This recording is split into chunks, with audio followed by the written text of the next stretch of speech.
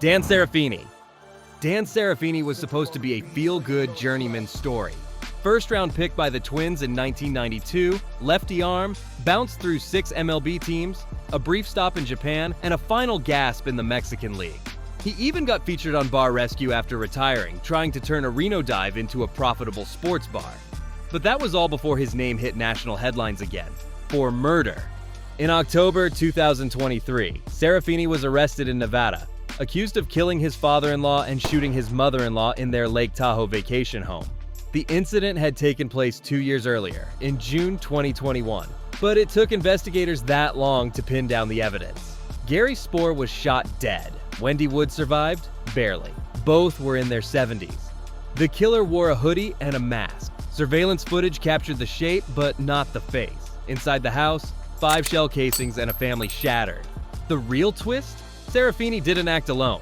According to prosecutors, he conspired with his wife's niece, Samantha Scott, who had once worked as the family's nanny. She was arrested the same day, in Idaho. The motive? Family tension, resentment, and a tangled mess of financial distress and alleged romantic involvement. Scott eventually flipped, pleading guilty to being an accessory, and agreed to testify against Serafini. Once a pitcher who flirted with the strike zone, Serafini now faces charges of first-degree murder, attempted murder, and child endangerment. No more sliders, no more saves. Just one cold, calculated final pitch, and a courtroom trying to catch it. Ugueth Urbina. On the mound, Ugueth Urbina was a firebrand. A 2-time All-Star, a closer with a snarl, and a mid-90s fastball. He saved games for the Expos, Red Sox, Rangers, and Marlins. And in 2003, helped Florida win a World Series. But Urbina's intensity didn't stay on the field. Teammates knew the temper. Fans knew the stare. What no one saw coming was what happened in October 2005. At his family's ranch outside Caracas, Venezuela, Urbina confronted 5 workers he suspected of stealing a gun. The response wasn't verbal. Authorities say Urbina, along with a group of men, tied the workers up, beat them with machetes, poured gasoline on them, and attempted to set them on fire. The workers managed to escape, but not before sustaining serious injuries. Burns, broken bones, permanent scars. Urbina denied it all, claimed he was asleep when it happened. But the evidence said otherwise. Witnesses testified. The injuries told a story of torture, not discipline. Venezuelan authorities arrested Urbina within weeks. He was convicted of attempted murder and sentenced to 14 years in prison. He served 7. When he got out in 2012, Urbina tried a quiet return to baseball, but not in the majors. Just a few exhibition games. The big league doors had closed. His legacy now a split screen. One part elite closer, one part convicted attempted murderer. The irony? His mother had been kidnapped in Venezuela the year before. Urbina paid for her release. The violence he once fought against eventually lived inside him. Rafael Furcal. For over a decade, Rafael Furcal was everything fans loved about shortstops. Slick glove, rocket arm, and let-off speed. Rookie of the Year in 2000 with the Braves. A World Series ring with the Cardinals in 2011. He played with flair, fire, and a permanent smirk. But off the field, the smooth operator unraveled. In May 2025, Furcal was arrested in Broward County, Florida. The charges: aggravated battery with a deadly weapon and throwing a missile into an occupied vehicle or dwelling. The phrase "throwing a missile" may sound like military jargon, but under Florida law, it can be as simple and violent as chucking a heavy object at someone's car or house with the intent to harm. Details remain murky. No formal police report has been released, and Furcal's legal team moved quickly to file a written plea of not guilty. What's known is that Furcal was released on bond shortly after the arrest, and that his name, once linked to leadoff doubles and highlight reel throws, is now entangled in felony court dockets.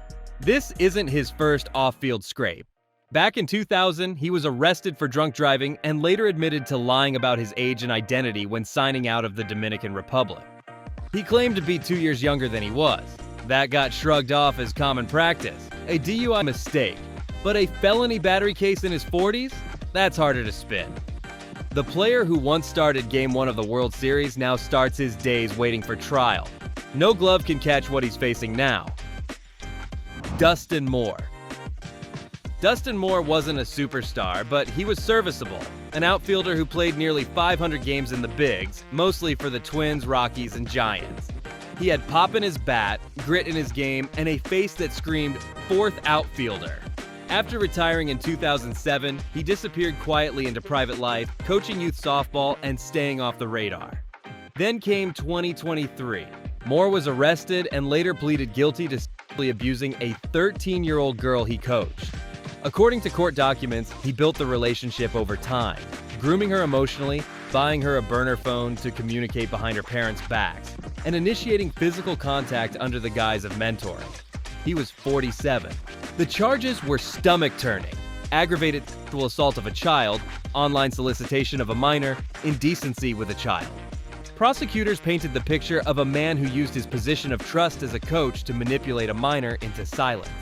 One message recovered from his phone read, "We have to be careful. People wouldn't understand. They understood." Moore struck a plea deal before trial. He was sentenced to 15 years in prison with no possibility of early release. During sentencing, the victim's family spoke, describing the psychological wreckage left behind. Moore sat mostly silent. No apologies, no statements. He had once played in front of 40,000 fans, now he plays defense against his own record. His legacy as a ball player is forgettable, but his actions as a predator are unforgettable. Wander Franco. Wander Franco was supposed to be the future, the #1 prospect in baseball, a teenage phenom with generational talent, and a $182 million contract before his 22nd birthday. Switch hitting, smooth-gloved, lightning fast. He was the guy the Rays built around. But by 2023, the whispers started. Then the stories, then the downfall. In August 2023, social media posts out of the Dominican Republic accused Franco of engaging in a sexual relationship with a minor. He was placed on administrative leave. Then the investigation deepened. Prosecutors in the DR opened a criminal case, and suddenly the future face of MLB was fighting to stay out of prison. By mid-2024, things turned official. Franco was indicted for engaging in sexual relations with a 14-year-old girl. Worse, authorities linked the case to allegations of human trafficking. Franco's defense claimed the relationship was consensual and that he believed the girl was older. That didn't hold. In June 2025, Franco was convicted. His sentence? 2 years of supervised release and 8 years of probation. Part of a plea deal designed to spare the victim further trauma in court.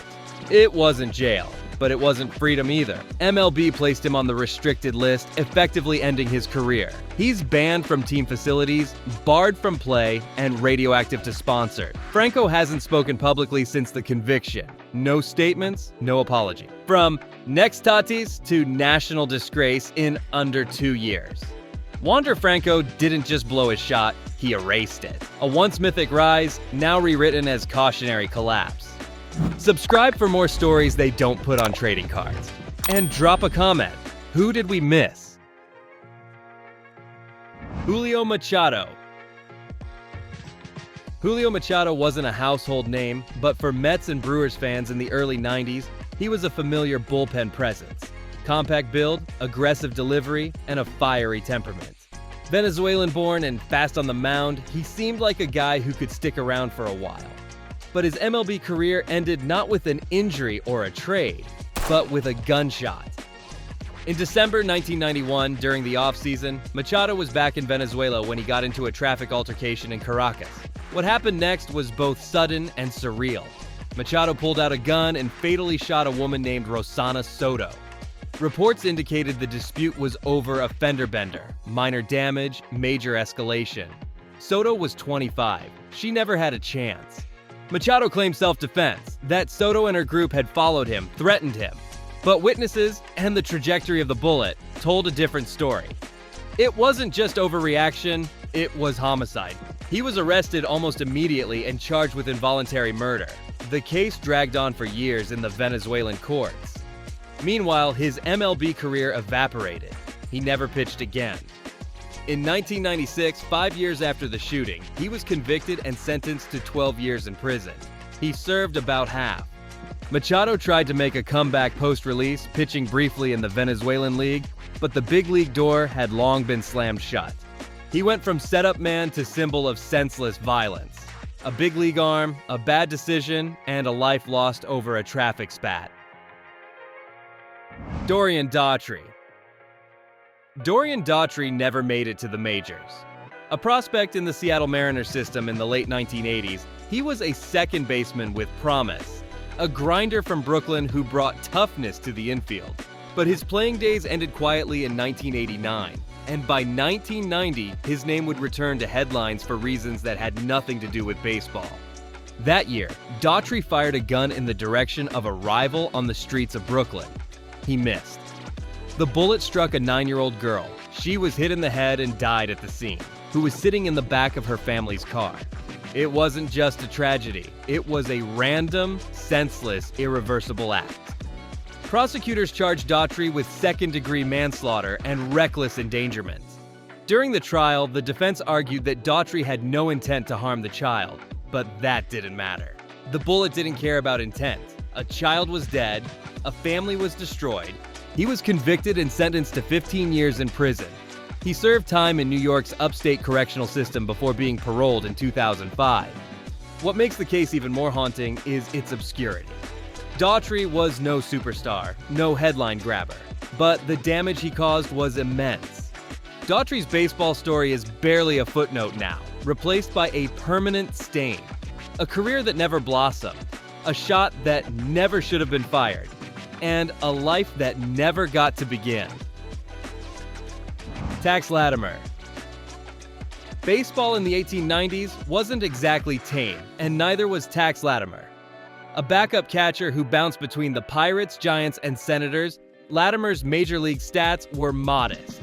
36 games, a 2.14 average, but his name would outlive his playing days in a far darker chapter. After leaving baseball, Latimer became a railroad detective, a job that in the early 20th century often meant armed enforcement with little oversight. In 1924, that power turned fatal. Latimer got into an argument with a fellow detective, Charles Macroth, while both were on duty. It escalated fast and then turned deadly. Latimer shot Macroth 4 times in the back. Witnesses described it as an ambush. Cold, calculated, and point blank. Prosecutors charged him with second-degree murder. His defense team argued that Macroth had threatened him and that Latimer feared for his life, but the jury didn't buy it. He was convicted and sentenced to life in prison. That might have been the end of it. Another ex-athlete turned violent, rotting behind bars. But Latimer's story took one more bizarre twist. In 1930, during a prison riot, he reportedly helped guards subdue violent inmates, risking his life in the process. That act of heroism earned him a pardon from the governor. After just 6 years, he walked free. Latimer faded into obscurity after that. No memoir, no apology. Just a brief, violent life etched into baseball history with a blood-stained asterisk. From backup catcher to convicted killer to prison hero. A stat line nobody wants and a legacy nobody claims. Brandon Puffer. Brandon Puffer had the kind of baseball career you barely remember, except for the name. He pitched in just 11 MLB games between 2002 and 2005, bouncing between the Astros, Padres, and Giants. A fringe reliever with a journeyman's dream, he was more minor league lifer than big league mainstay. But by 2008, that name would be remembered for a much darker reason. That fall, Puffer was arrested in Texas and charged with burglary with intent to commit sexual assault. The details were grim. According to police, he attended a post-game party, followed a woman home, entered her residence without permission, and attempted to assault her while she slept. She awoke, fought back, and called 911. Puffer was caught at the scene. He was found guilty in 2009 and sentenced to 5 years in prison. No parole, no plea deal. Just a straight shot to a Texas penitentiary. His baseball career, already teetering, was over. But the case stuck out, not just because of the crime, but because of how far he had fallen. Puffer had been part of a hopeful Red Sox signing just 2 years earlier. He even pitched a scoreless inning in an MLB game. Then he went from mound to mugshot in what felt like a blink. After his release, he re-emerged as a faith-based mentor, claiming redemption and a new path. But for many, that path will always be lined with the memory of a night that shattered someone else's safety. No ERA can fix that. Sammy Stewart. For a minute, Sammy Stewart was one of the best pitchers in the American League. In 1981, he led the AL in ERA with a filthy slider and a deceptive delivery that made batters look lost. He was a reliable bullpen arm for the Orioles throughout the early 80s and helped Baltimore win the World Series in 1983. But whatever control he had on the mound didn't carry over to life off it. After retiring in 1987, Stewart spiraled into a vortex of addiction and crime. Cocaine gripped him first, then came the arrests, one after another. Between 1989 and 2006, Stewart was arrested 26 times. That's not a typo. 26. Charges range from kidnapping to drug possession to assault. He once tied up his own wife during a paranoid drug binge, convinced someone was after them both. By 2006, the justice system had enough. Stewart was sentenced to 6.5 years in prison. He served every day of it. He got out in 2013 and tried to make amends, gave interviews, talked about the hell of addiction. He said he wanted to help others avoid the same path, but the damage was done. His name, once tied to a championship team, was now shorthand for a cautionary tale. When he died in 2018 at age 63, he left behind two legacies, one in the record books, one in the arrest logs. Sammy Stewart, the ERA champ. Sammy Stewart, the addict. Both lived in the same body. Only one made it to Cooperstown, the other ended up in mugshots. John Barfield. John Barfield was the kind of pitcher you probably only remember if you were a diehard Rangers fan in the early 90s. A lefty reliever with 3 seasons in the majors, Barfield logged 65 appearances from 1989 to 1991. He wasn't flashy, career ERA just under 5, but he was steady enough to hang around before injuries and roster churn sent him packing. After baseball, Barfield largely disappeared from public view. He stayed in Texas, kept to himself, and never made waves. But in December 2022, Barfield's name came back into the headlines. And not because of anything he did on the mound. On Christmas Eve, Barfield was shot and killed during a domestic dispute at a home in Fort Worth. He was 55. Details remain sparse, but early reports described the incident as a family argument that escalated into gunfire. Police did not release the identity of the shooter immediately, only confirming that the suspect and Barfield knew each other. No charges were filed that night. There's a tragic irony to it all. Barfield never made trouble during his playing career, never showed signs of volatility. He wasn't a criminal. But his death was still violent, still senseless, still final. In the end, John Barfield became another name in a grim list. An ex-player whose story ends not with a retirement ceremony, but with police tape. No farewell tour, no final pitch. Just one more life cut short by the chaos that follows too many athletes once the stadium lights go out. Esteban Loaiza. Esteban Loaiza had one of the more unlikely careers in modern baseball. An undrafted signee out of Mexico, he bounced around for years before exploding in 2003 with the Chicago White Sox, finishing second in Cy Young voting and leading the AL in strikeouts. He played for 8 teams over 14 seasons and even married Mexican pop superstar Jenny Rivera. By all accounts, he had made it. Then came the fall. And it wasn't small. In February 2018, Loaiza was arrested in San Diego after authorities discovered 44 pounds of cocaine, street value over $500,000, hidden inside a rented house linked to him. He'd been under surveillance by a drug task force. The arrest was part of a larger DEA operation, and Loaiza wasn't just a bystander. Prosecutors said he was the ringleader, orchestrating drug movement between California and Mexico. The charges: possession and transportation of narcotics with intent to distribute. He pleaded guilty later that year. In 2019, Loaiza was sentenced to 3 years in federal prison. After serving his time, he was deported to Mexico. It was a stunning reversal. One minute, he was a 2-time All-Star and millionaire athlete with Hollywood connections. The next, a felon wearing a jumpsuit. Even more jarring? This wasn't a player caught in a moment of weakness. This was logistics, planning, cross-border smuggling, operations-level crime.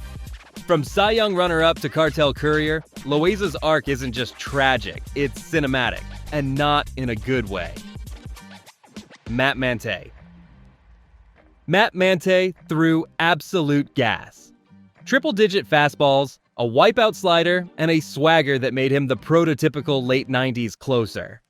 He saved 39 games for the Diamondbacks in 1999 and was part of that 2001 bullpen that helped Arizona win it all. But injuries plagued him. Elbow surgeries, shoulder problems, a body that just couldn't hold up. By 2005, he was out of baseball. What came after was quieter, until it wasn't. In 2015, Mante was arrested in Michigan for domestic violence. His wife told police he had grabbed her by the throat and thrown her to the ground during an argument in their home. She ran out barefoot and flagged down a neighbor. Police found Mante inside, calm but clearly intoxicated. He was arrested and charged with assault and battery. He later pleaded no contest to a lesser charge, domestic assault. He avoided jail time but was sentenced to probation and ordered to undergo counseling. For many fans, it was a shock. Mante had kept a low profile after retirement. No TV gigs, no scandals, just an occasional autograph signing or charity golf event. But the arrest cracked that facade, and it wasn't the first sign of turbulence. His post-playing career had been littered with business failures and personal struggles. The fastball was gone. So was the control. In the end, the guy who once anchored bullpens with heat and confidence became another former pro with a rap sheet. And unlike a blown save, you don't bounce back from this one with a clean inning. Drop a comment. Was Monte's fall the biggest shock or just the most avoidable? Be sure to subscribe and like the video too. Thanks, guys. Milton Bradley.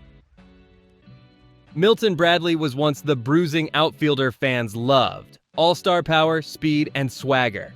He hit 36 homers in 2004 with the Cubs and wore a championship pedigree. Post-career, the damage shifted off the field. In 2013, Bradley was convicted of 9 felony charges: spousal battery, assault with a deadly weapon, vandalism, and threats. Court testimony painted a picture of a man whose temper hadn't cooled. It exploded in a series of disturbing incidents. One night, he allegedly threatened his wife with a knife. The next, he showed up at the school of his ex-fiancée and vandalized property while screaming death threats. The sentence? 32 months in prison. It wasn't a one-off. Witnesses described a pattern of aggression, brandishing weapons, breaking glass, and entering homes without permission. Bradley tried to frame it as emotional instability and stress, but the court saw it as danger. When he got out, he claimed rehab changed him. No more rage, he said. But the legacy lingered. The guy who once stood in the batter's box with confidence was now associated with domestic terror. A lineup nightmare no team would sign. Sergio Mitre. Sergio Mitre was a pitcher with upside. Signed by the Yankees in 2002, he drifted through 7 MLB seasons, briefly finding footing in Chicago and Tampa Bay. He had footing in professional baseball. But in 2020, something irreversible happened. Mitre was arrested in Quintana Roo, Mexico, accused of murdering his girlfriend's 22-month-old daughter. Prosecutors say he left the baby for hours in a hot vehicle to punish her mother. The toddler died. Autopsy reports indicated dehydration and asphyxiation. Investigators alleged emotional abuse with intent to terrify. He was convicted in May 2021 of femicide, an especially severe category of homicide under Mexican law. His sentence? 50 years. No parole. Inmates at that prison are lucky to survive too. It clashes with his MBL image. Pitching innings, fielding grounders, signing autographs. But outside the spotlight, he became, in court's words, a monster. His legacy is now inseparable from that horror.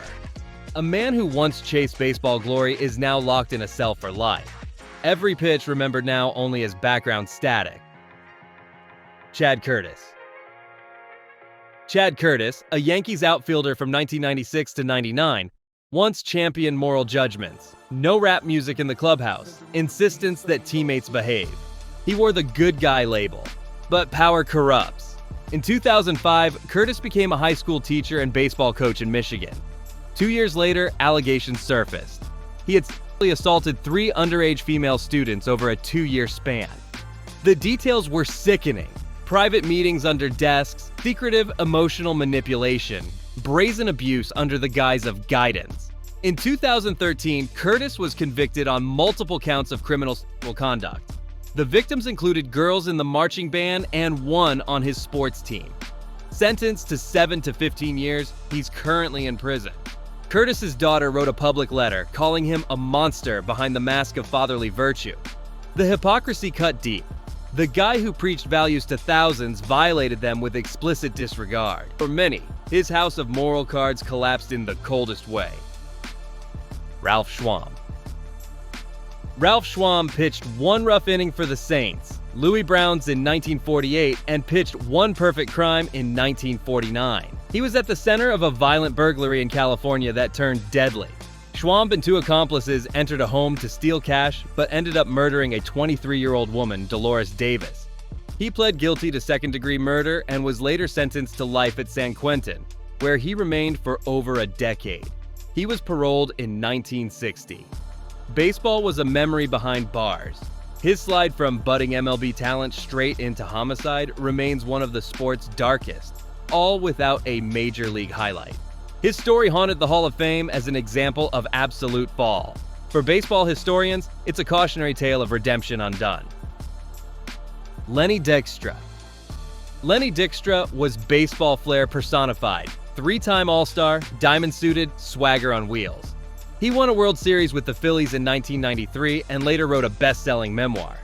But after the fame came the fall. In 2009, Dykstra filed for bankruptcy amid lavish spending and IRS trouble.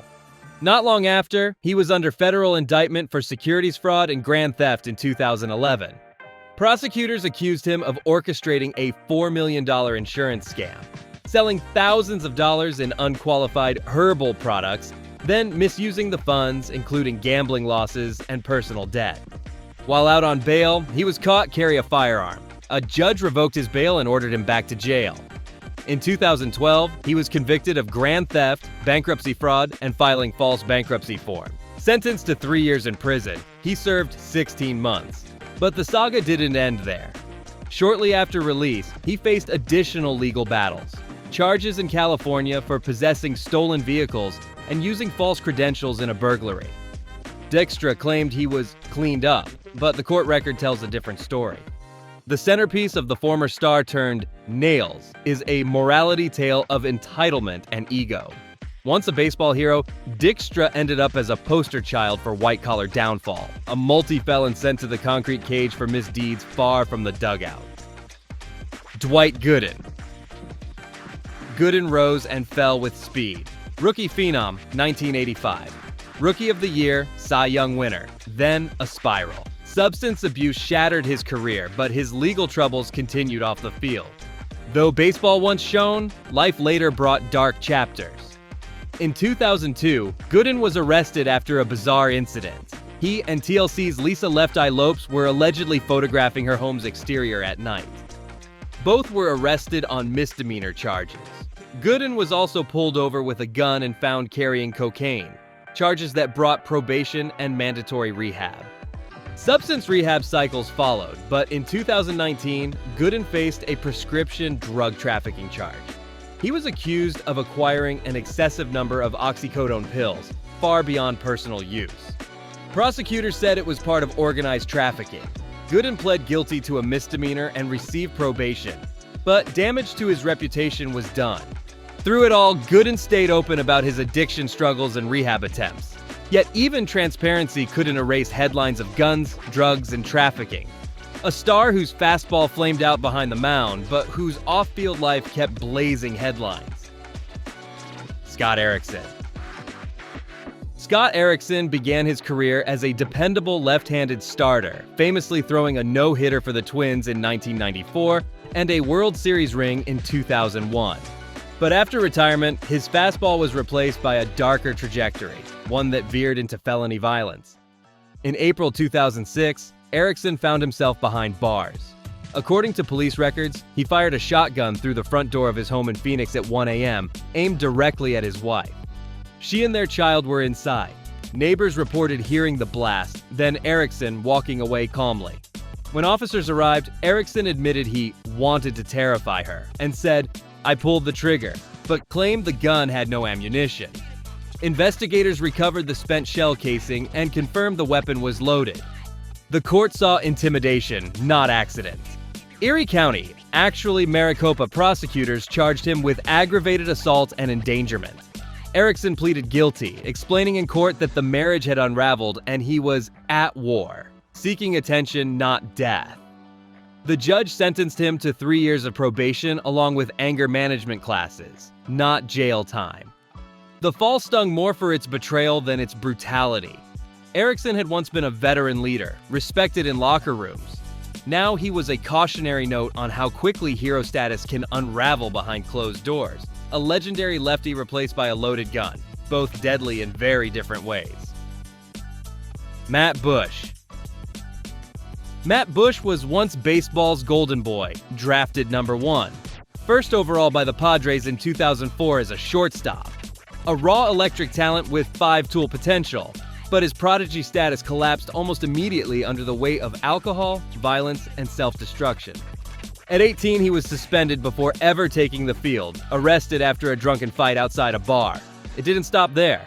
Over the next several years, Bush racked up multiple DUIs and assault charges, flaming out of the Padres, then the Blue Jays, then the Rays. Each time, the same story: booze, temper, police. In 2012, it reached a breaking point. Bush, drunk and behind the wheel, ran over a 72-year-old motorcyclist in Florida and fled the scene. The victim survived barely, but Bush was sentenced to 51 months in prison. He chose prison over probation, knowing he'd likely violate the terms. And yet, baseball gave him one last shot. The Texas Rangers signed him in 2015 after his release. In 2016, at age 30, Matt Bush made his MLB debut, 12 years after being drafted. He even pitched well for a while, a redemption arc in motion. Then 2023 happened. Bush was arrested again in Arlington. Another suspected DUI, another crash, more injuries. Same story, different year. The comeback narrative buckled under the weight of relapse. He was never struck out by opposing hitters. He struck himself out over and over again. Drafted first, destined for greatness, and ultimately undone by the one thing he never could locate: control. Ambiorix Burgos. Ambiorix Burgos was a fireballing relief pitcher for the Mets and Royals in the mid-2000s. Blazing fastballs and a bright future. But off the mound, his temper and decisions spiraled beyond the strike zone. In September 2008, Burgos viciously beat his girlfriend, punching her repeatedly, biting her, and slapping her, so severely she needed medical treatment. Just months later, Dominican authorities accused him of hitting 2 women with his SUV and fleeing. One victim later died from her injuries. That wasn't enough restraint. In August 2010, he was arrested for allegedly kidnapping and poisoning his ex-wife. An extreme escalation that combined rage, control, and premeditation. In 2009, he was convicted of assault and battery for the 2008 attack, but the charges only scratched the surface. The hit-and-run deaths in 2008, though shocking, did not result in a major U.S. conviction due to jurisdictional and procedural complications. And the kidnapping poisoning case in 2010 laid bare how far he'd fallen. This wasn't rage in a moment, it was planning. Burgos' life after baseball reads like a crime spiral. From baseball campouts in port cities to crime scenes in suburban homes. The pitch speed that once stretched radar guns now hums with violence in court transcripts. A promising arm, undone by rage and impulse, whose raw athleticism morphed into unpredictable, dangerous behavior. Once a mound flamethrower, Ambiorix Burgos became a headline for all the wrong reasons. Domestic violence, deadly hits, kidnapping threats. His story doesn't fit in any stat line, but it fills the pages of true crime archives. Baseball doesn't save you from yourself. It just gives you a stage to delay the collapse. These 22 men wore uniforms, signed autographs, played under lights. But once the crowd left, some of them became something else entirely. Predators, con men, killers. Their downfall wasn't caused by bad trades or injuries. It was greed, ego, rage.